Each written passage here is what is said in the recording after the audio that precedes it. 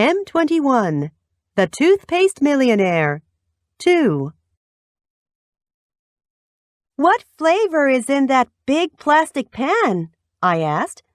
"You've got enough of that kind to frost 27 cakes." "That's no kind yet," Rufus said. "That's just 79 cents worth of the stuff that goes in the paste.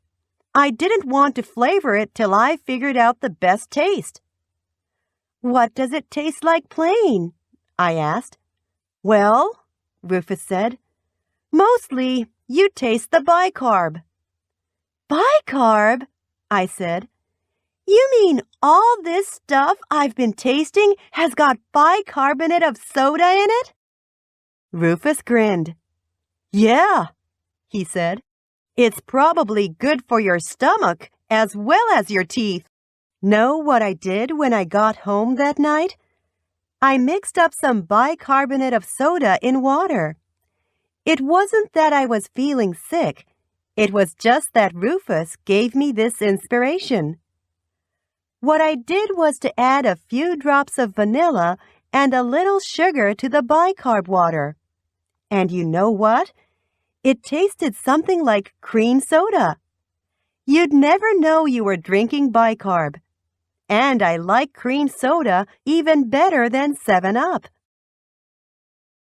I forgot to mention another nice thing about Rufus.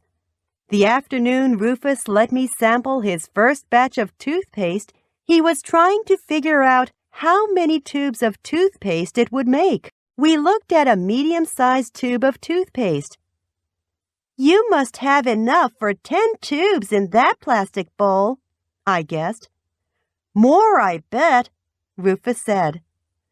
"Why don't you squeeze the toothpaste in the tube into a measuring cup and then measure the stuff in the bowl?" I suggested.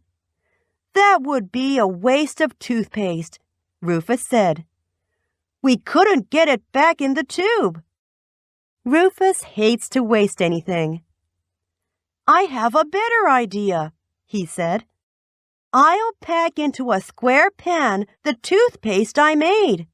Then I can figure out how many cubic inches of toothpaste we have, and you can figure out how many cubic inches of toothpaste are in the tube." "But the tube is round, Rufus," I said. "I can't measure cubic inches unless something is cube-shaped." Rufus thought a minute. "Maybe we can squeeze the tube into a cube shape," he said. I thought that was brilliant, but then I had another idea. "Rufus," I said, "it says on the tube that it contains 3¼ ounces of toothpaste.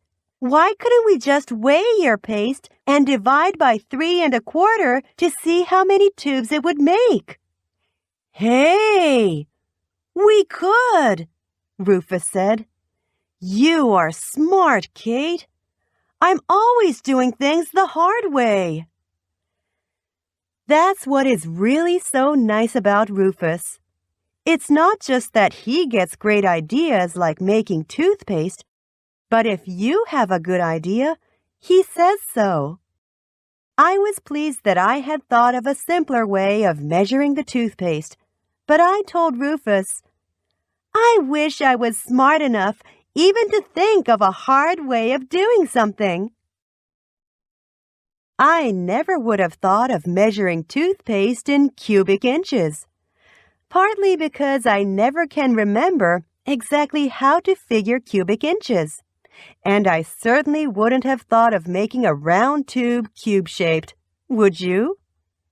Anyway, it turned out Rufus had made about 40 tubes of toothpaste for 79 cents. Before I finished breakfast the next morning, there was a knock on the door. It was Rufus. He was very excited. "Kate," he said, "do you know what the population of the United States is?" "No," I said. I never know things like that. My father looked up from his paper. "According to the most recent census, over 200 million.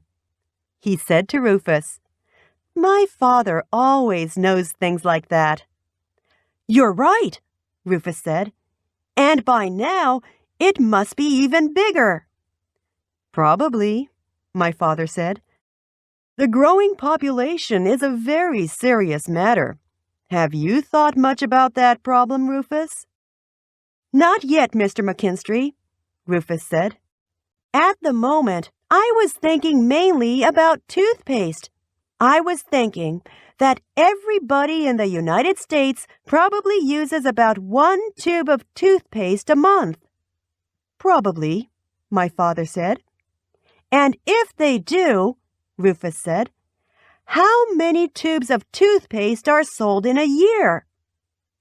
My father thought for a second. "Roughly 2.5 billion tubes." "Right," Rufus said.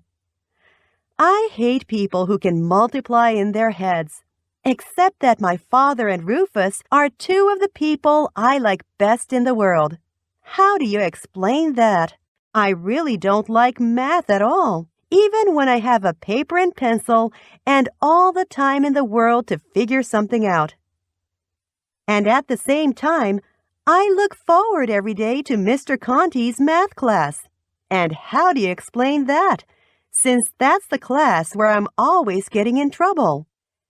For example, the same day my father brought up the population explosion, there's Mr. Conti in math class saying, "Kate MacKinstrey, would you please bring me that note?" "Well, it isn't exactly a note, Mr. Conti." "I see," says Mr. Conti. "I suppose it's another math problem." "It looks like a math problem, Mr. Conti."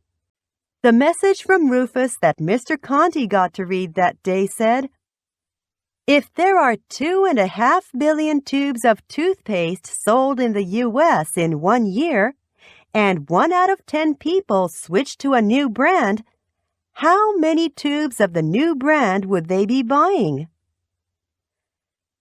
The right answer is 250 million. It took the class a while to figure that out. Some people have trouble remembering how many zeros there are in a billion. Then there was a second part to the note. If the inventor of the new toothpaste made a profit of 1 cent a tube on his toothpaste, what would his profit be at the end of a year? And it turns out that the inventor of this new toothpaste would make $2.5 million in profit.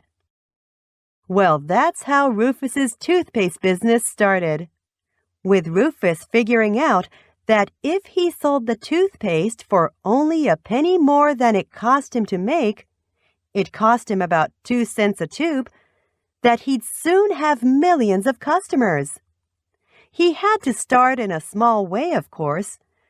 When he started his business, Rufus packed the toothpaste in baby food jars. A baby food jar holds about as much as a big tube, and the jars didn't cost him anything.